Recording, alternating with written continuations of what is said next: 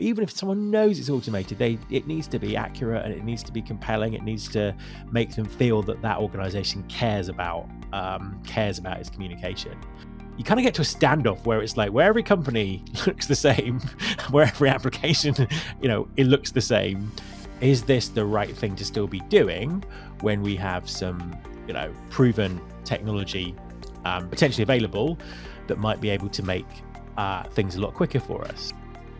So how do you tap into technology to attract and retain talent in health and social care? Well, we spoke to Matt Alder recently, where we talked about how you can use technology across the whole candidate process from application or pre-application all the way through to onboarding. He's written a white paper about AI and talent attraction, so you're definitely going to want to listen to this. So let's get on with the chat.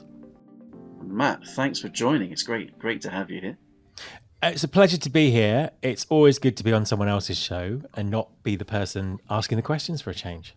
Well, look, I mean, when it comes to technology and HR and recruiting, talent acquisition, I mean, you've been, your Recruiting Future podcast has been covering it all, and for 660 plus episodes. Yeah, 660 episodes. It's 10 years old in January. For the 5 years before that, it was actually a blog. So that's a really long time. So yes, a long time. That's a lot of conversation. That's great. It's kind of great to get you on Engaged Care Talent, because I think there's a lot of gems that we can share with our listeners and viewers. So let's kick off with just a bit of an intro about yourself for those who are less knowledgeable about Matt Alder. Yeah, absolutely. So I've been in and around the talent acquisition space for sort of over 20 years now. I've got a background in recruitment marketing. We were talking before we recorded. Before that, I used to work for The Guardian, selling classified recruitment advertising in newspapers when they were a thing. But really for the kind of last 10 or 15 years, I've really focused on helping people with innovation and helping people with innovation in a really practical way. So, there's a huge amount of commentary and narrative about what the future looks like for talent acquisition, huge amounts of hype and speculation. And really my job is to sort of try and cut through that and help organizations really understand and plan for what the future looks like, but also fully realize the opportunities that we have right now with technology, different ways of thinking about marketing, all those kind of things. Lovely. And I think, it's in the world, the world of attracting and retaining the right talent. There's often, small teams, not enough time, maybe not enough budget, so the role of technology, clearly, I think, especially when it comes to our listeners, is like that. There's a way of making their lives easier for sure. So I think, kind of from all the conversations, all the work you do, kind of for you, kind of what are the, I suppose, key things that you're seeing in terms of how technology is playing an absolute significant role to helping teams do better work? Yeah, absolutely. So all of the talk everywhere about everything at the moment is about AI. And the amazing things that it might make possible in a few years, huge debates about what it does to jobs and all those kind of things. But there is a reality right now that I'm seeing AI being used in a number of different sectors, purely from an automation and communication process. And I think that the capabilities are of it doing a lot more than that. But really, as a first step, I think that's something that everyone should be thinking about. I think that we're at a period of time. I suppose the closest I can think to it being like this before would have been in the kind of early 2000s when the first ATSs were launched. And obviously, for many people now, an ATS is a burden rather than anything else. But if we kind of think back to then, at the time, they were taking very manual, paper-driven processes and making them quicker and easier. So I think we're at that kind of point again now, the kind of point where everyone needs to think about, how is it that we do our recruiting? What are our processes? Is this the right thing to still be doing when we have some, proven technology potentially available that might be able to make things a lot quicker for us?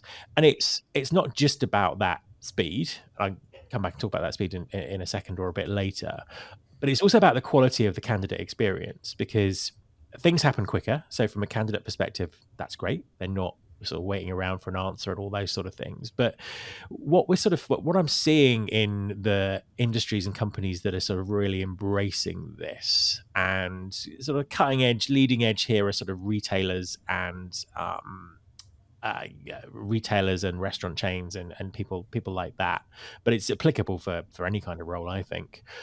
Just the quality of the candidate experience. The candidates are getting better information. The recruitment process is much more flexible, and also from the perspective of when you're dealing with deskless workers, which is a huge category of people, the ability to do more and more via phones at times that works for them, I think is just a massive win for the organizations that embrace it. And then the other side, the hiring managers are getting a great experience as well. So if you kind of track back sort of 5 years ago, certainly pre-pandemic, when we talked about automation in recruitment, it was like this evil thing of computers saying no and humans not being able to talk to humans. And actually the reality at the moment isn't quite like that. I'm seeing some real sort of benefits from the sectors that are embracing it. I remember doing a Disrupt HR, God, years ago, 2016, talking about chatbots and how chatbots were being integrated into Messenger, etc. It still felt too soon to be talking about it really in terms of like mainstream adoption, but the benefits are clear, definitely. So I've got a couple of questions on this, because I've been in a position, Matt, where I've been part of a team that's kind of making a decision on bringing in tech. So I was a head of resourcing for quite a big company. So I've bought ATSs and been on the panel and looked at all the different pitches. And I think there's a couple of really interesting factors that go along with bringing something in to make lives easier. And one of them is the sales pitch, because if you speak to some companies who will say, we've got a system that's completely going to change the way that you do things, or it could be AI. I'm a little bit green around AI, so I find this really interesting. But we've got a solution that works right across the candidate experience. Quite often, what I've found is that some of the tech is brilliant at parts of that candidate experience. So it might be brilliant at the application part, and sorting your applications, and there could be AI that can kind of go through CVs and things like that. But actually, there's like probably 8 or something key parts that take you from posting an advert all the way through to someone actually accepting a role. And I think that if you break down those different parts, whether it's the application, the interview, the onboarding, etc., there is a lot of opportunity for automation. There's a lot of opportunity to streamline things, but also there's so many really important candidate touch points that do need the human element. And in my experience, when we've onboarded an ATS that does certain things automatically, there is an assumption within your team, in-house recruiters, that that they can almost put their feet up on that bit and they don't need to worry about that bit. And that's where you start seeing the dropout. And so it's not really a question, I'm just waffling, but there is a part of it which is, the sales pitch, this is going to solve your problems. And then the other side is, with bringing in tech, for me, there's a whole mindset change within. So you said there's companies that embrace it. So because if you bring in a new piece of tech, but your team haven't got the right mindset to change with it, then actually the impact, although it's a slick system, it might not have the impact that you kind of want. So there's a lot of thought that needs to go into these kind of decisions, isn't there? Yeah, and it's unfortunately it's going to get more and more difficult and more complicated, because pretty much every existing recruitment tech, TA tech supplier has either just launched or is about to launch their their AI powered product. And that is a minefield, because some of them are very good and some of them are literally just marketing spin, and some of them technically might not be appropriate. So I feel for anyone who's got to make this kind of decision, because it's just gonna be very, very, very, very complicated. I suppose, to come back to your point, which is I completely agree with, and I think it's one of the biggest issues that we have in the kind of the relationship between what we do in the industry and technology. And I think that if you look at where the type of automation I'm talking about has worked and what's driven it, it was coming out of the pandemic. It was retailers, fast food outlets, restaurants, with many locations, who are just in a battle to hire people quickly. And it was when time was the absolute essence. So if you could assess, talk to, and get back to a potential candidate within 24 hours, you were far more likely that they would choose you because everyone was moving so quickly. So technology kind of really offered a solution to a genuine business problem that it was kind of, it was something that people could embrace and really kind of help with it. It's a bit like when video interviewing suddenly became the biggest thing in the pandemic. In 48 hours, it solved a critical problem, and everyone suddenly managed to choose the right solution and do it really well. So that's the kind of thing. So in terms of how you might think about this, I think you really people, it's very easy to be driven by the sales pitches. It's easy to be driven by the marketing and everything that happens. But what I think you've really got to do is, first of all, you've got to really define what your problem is. So, is the problem that, so generically, we can't get the talent that we need. How do we break that down? Is it because we're not quick enough? Is it because, and I'm sure that, everyone is already doing that, but it's like, so if we understand the problem and how we might solve it, I think the next stage, which I think everyone really has to do, is just really get familiar with this technology, what it can do, what the risks are, all those kind of things. And I think that's better done in a more neutral environment than listening to what the suppliers say. I'm not saying that they don't. Many of them, provide excellent information and context and things like that. But I think it's almost like understanding the art of the possible is kind of really important. And then I'd say the third stage after that is, once you understand what might be possible, is looking at the process that you've got and saying, actually, are our human touch points in the right place? What would happen if we speeded this up? Would we need this, or would we need this in a different place? And then it's like, go and find the technology that does that. So, it sounds like a long, convoluted kind of process, and I know that people like to do things quickly, but it would just save so much time and like hassle sort of further down the line. So I mean, that would be my advice, and I think that what's changed is what is now possible. So and is genuinely possible, and done in a way that actually works, because again, a lot of this stuff people have been talking about for 5 or 10 years, but it's as you said about the chatbots earlier, it was just like, not necessarily the right time. And yeah, and I think also from a candidate perspective, it's like, what are we used to?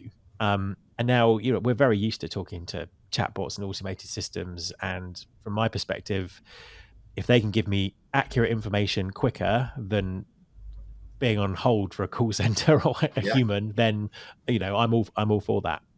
So it's about that kind of usefulness that's kind of really there. I've a few experience of buying an ATS, because you mentioned that before, and I did it in a couple of different ways. And the most successful way was exactly what you just said, is to really take the time to look at the end-to-end resourcing process and exactly what are the problems, or what are the opportunities that we think we've got to improve, even if it's just by 2% at a certain part of it, and what would our ideal process be.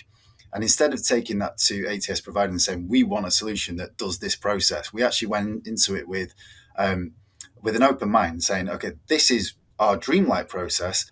Let's have a look at the systems that are, a close match. And instead of trying to get them to change their system, because previous experience, people saying, yeah, of course we can. And obviously that was like Dev 3, Dev 4, it's going to cost you a fortune. And actually when yeah, exactly. We've been there. But when it was like, okay, well, what we'll do is we'll give a bit, because, so we'll follow the system process. It's tried and tested.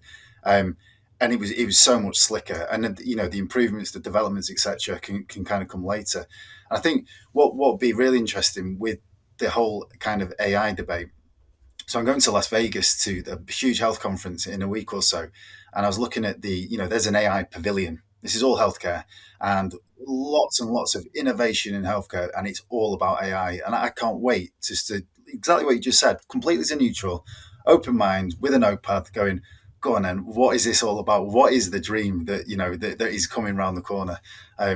Because it is difficult to know where to look, what to read, what do you trust? It is, I suppose that's why you run your podcast, right?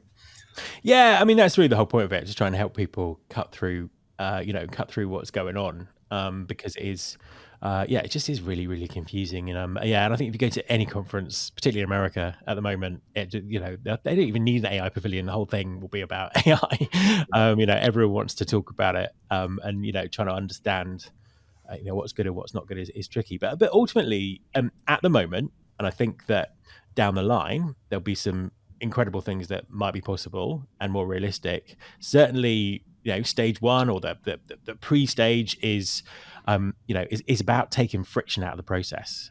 And but as you say, if you take friction out, you really have to understand. The purpose of taking friction out is not just to be more efficient, but to really exploit where the humans are in the process to get the maximum value out of that human element. And I think that in some industries, efficiencies and productivity and all those things are coming from the top downwards, and it's really easy to say, oh well, we'll just automate this recruitment thing.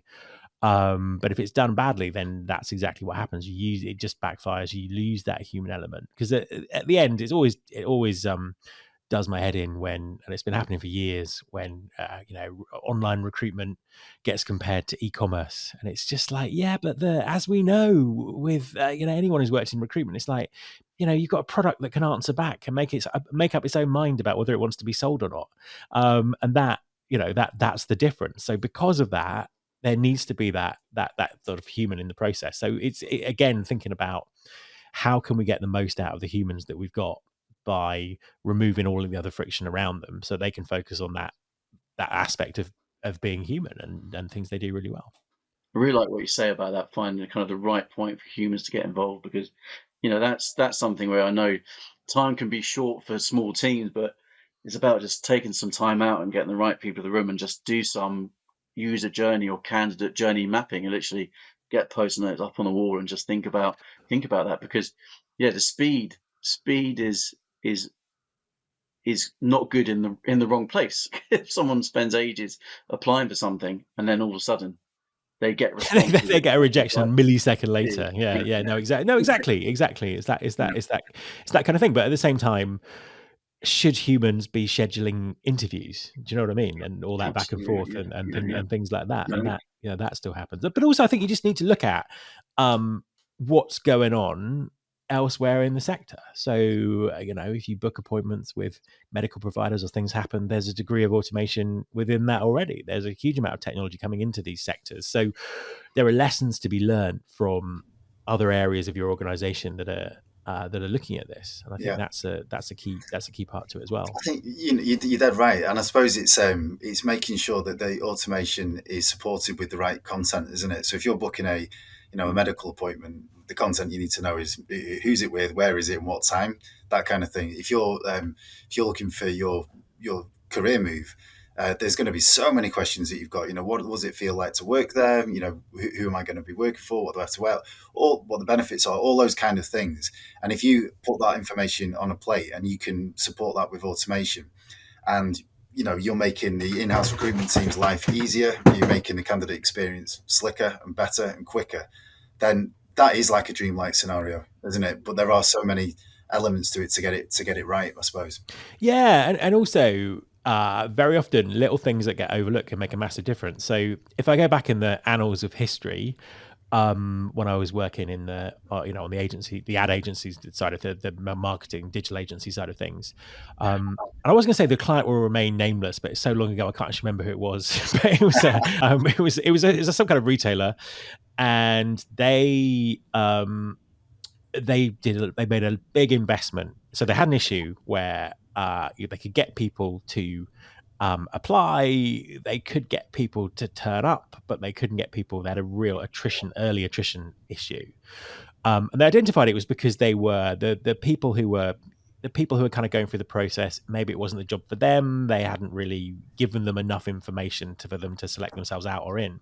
So they built all these great tools, these job simulation tools and these questionnaires and all of this great stuff to solve the problem. But then they still had the problem. But when we looked into it, it was because they did a huge amount of job board advertising, and all of their job board applications just went straight to a job board application. So you didn't even get to read anything about the company. So just by actually properly rerouting their traffic through the system that they built to tell people what it was like, it solved their problem. Went a long way to solving their problem. But it was like, ultimately they had the right strategy eventually, but that little detail was causing the problem. And I think it is those things that can happen in these processes, which is an issue. And I think the other thing about content and communication is, even if communication's automated, it still needs to be, clear and empathetic in general with what people do. Because my biggest fear with this comes from, if you think back a little while ago, particularly with recruitment agencies where they were able to start sending automated messages on LinkedIn. I still get messages addressed to dear first name. Would you like a job as a head chef in Paris? And it's because it's just like, we'll just press a button because we've got the technology. We're not going to think about the messaging. And I think the messaging now is even more important. Even if someone knows it's automated, it needs to be accurate and it needs to be compelling. It needs to make them feel that organization cares about its communication. And I think that's probably the biggest challenge in all of this, because I think talent acquisition, recruiting, always spectacular on a one-on-one situation. All the recruiters that I know, they're brilliant at talking to people and all this kind of stuff. Never been able to replicate that on a one-to-many basis without getting really spammy and terrible. So I think that's the challenge for everyone. Actually, that's right. And also, there will become a time when it's more of a level playing field, where automation will be more kind of embedded into a process, and actually, therefore, the content itself is the thing that will distinguish yourself from other organizations. And do you know what? It's going to be even more challenging, because the big aspect of AI that we haven't talked about, that's going on right now, that isn't something for the future, is obviously generative AI that is writing this copy and all this kind of stuff. Now, it's getting better at an absolutely phenomenal pace, and I know lots of organizations are using it to generate job ads from job descriptions, and all of this kind of stuff, which is great, because even though it's not perfect, it's better than what people had before. However, if we move into a world where everyone is using AI to sort of generate aspects of their communication, standing out becomes an issue. If everyone has access to the same tools, then standing out is a big issue. And I think that's when you get into the real kind of creativity, the whole kind of like clever marketing bit of it. And I did quite a lot of, as you know, I did quite a lot of award judging. And, when you're judging sort of recruitment marketing awards from the public sector, you're kind of getting the most creative, best of the best. And some of it is phenomenal. It's just absolutely amazing stuff. But obviously, that's not the norm for everyone.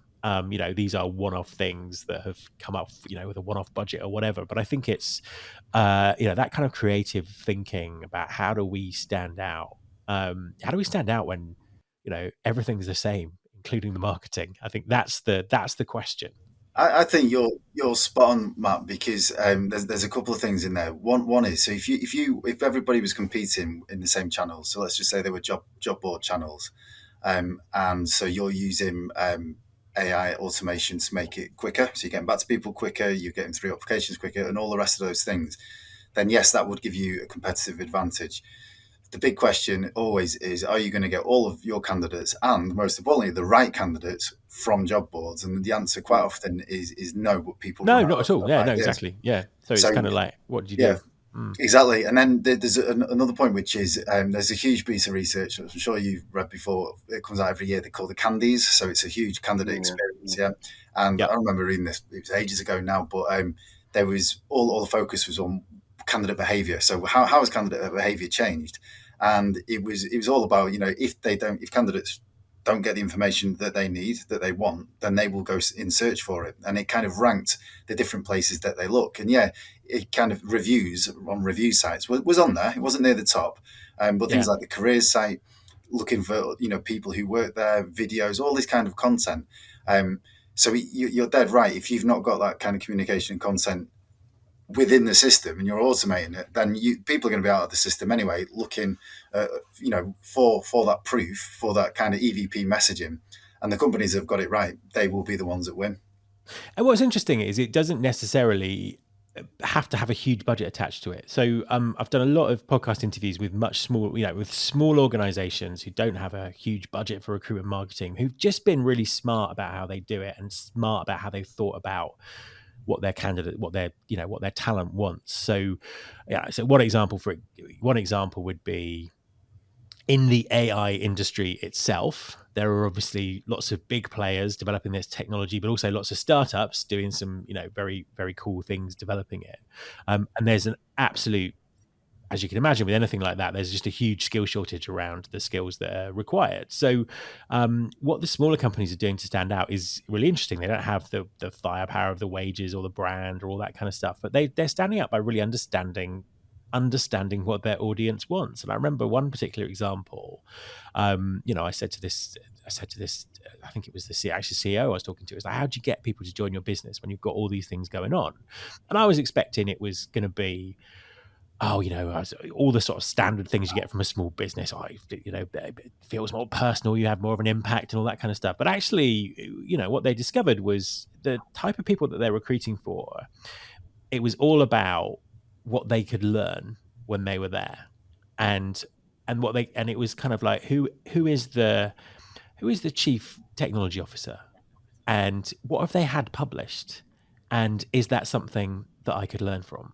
And he said, actually, it didn't matter about wages or working conditions or anything. It was just like, if people felt that they could spend 2-3 years learning from someone, literally a named individual that they could that they could get a lot from, that was kind of enough to make a difference. So it just shows you it isn't always about the obvious things, and it's really about understanding your audience.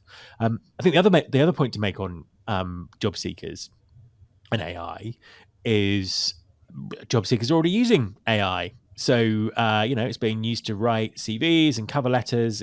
There are systems out there that auto apply, that take the job board industry on its own game and auto apply back to everything. And I know that certainly the organizations and companies I've spoken to in the last 12 months have all had, coupled with the challenges in the economy, have all had sort of massive increase in the volume of applications. So you kind of get to a standoff where it's like, where every company looks the same, where every application, it looks the same. What happens then? So I think that we've got to be really careful with AI and saying, right, this is a project for 2026, or this is a project for Q4 next year, or whatever it might be, because the job candidates and the people that you are wanting to come and work for you, some of them are already there and will kind of use it. And you might find that your whole recruitment process is null and void because the things that you have judged people on in the past can be faked or automated or whatever. And I think that to me is a much bigger, that has much bigger implications for what we do than on the other side in terms of what's possible. Someone who's listening, they're going to a meeting next week or next month, and they want to put something in the agenda, and it comes to going, right, let's look at technology and how it can help us. You touched on some of it already, I'm sure, but what would you say to them? What would they need to put into that agenda and talk about in that meeting to make sure that they're kind of turning the dial when it comes to technology? Yeah, so I think what it goes back to saying what I said about research. So I think the first thing is to make sure that it's not the person you're buying the service off that is educating you, if that makes sense. So I think it's a sense of just trying to find out what's possible, what's out there. And there's a huge amount of nonsense that's been written about AI online, but there's some great resources and some great materials. There's some great sort of TA groups where TA people are talking to each other about what's possible. So I think it's just understanding the art of a podcast, obviously, are a great place to go. The art of the possible, I think, is the big thing, because I think it's a bit, again, I'm old enough to make these comparisons, but it's a bit like when the internet came into our space. People didn't really understand it, and that made it difficult for them to visualize what it looked like. Now everyone understands the internet because they use it all day, every day. So it sounds like a crazy thing to say, but people just didn't understand what it was or what was possible. And I don't think that put them in a good place to make good decisions or ask the right questions. So I think, I'm not saying that everyone should dive down an AI rabbit hole 8 hours a day for a few weeks, but just having a good kind of base level of what's going on, I think, is an important thing to do. I think that's brilliant advice. I would love to do another episode or speak to you on a couple of topics. One of them being programmatic, because I'd love just to hear your views on all the different kind of programmatic solutions out there, and whether you could look at them and go, well, that's not programmatic, and that is a little bit, and that one's not. And actually, I speak to so many people who go, oh yeah, I want to do programmatic. I'm like, why? Let's work out what you actually need to do. Is it right for you? Before we just jump in and say, I need to do it because that's what the Joneses are doing. I think that, you're dead right. It's that background research, understanding your problems, understanding your objectives and how you're going to get there. And then, learning and working out, can the tech actually help me get there? And if it does, then brilliant. But you just made a brilliant point, which is, it's not kind of you sign up and that's it, it's sorted. This is evolving at a fast pace, isn't it?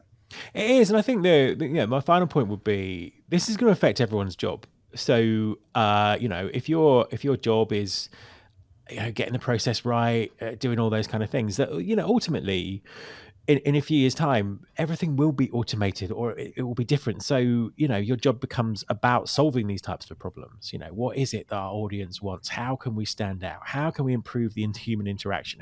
What can we do? And I think it's so it's good to be thinking about that and working on these problems right now, because I can't tell you exactly where the TA job is going to be in a few years' time, but I could give a very strong view that it's going to be in that area, rather than running smooth processes and and all the stuff that people do fantastically well right now.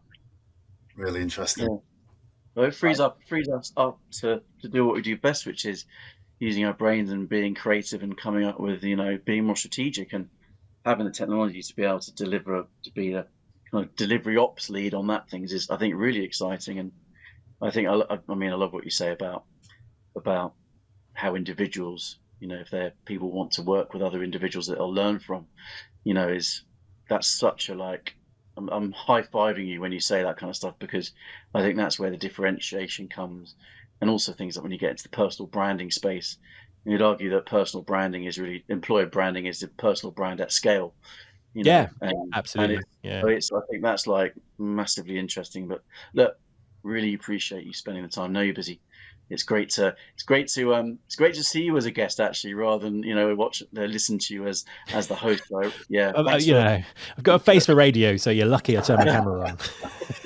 You've got a great setup as well, by the way. It's it's great. You can tell, 660 episodes plus episodes is fantastic. So big on you for getting that far, and long may that continue. Thank you. Good to meet you, Matt. Thank you.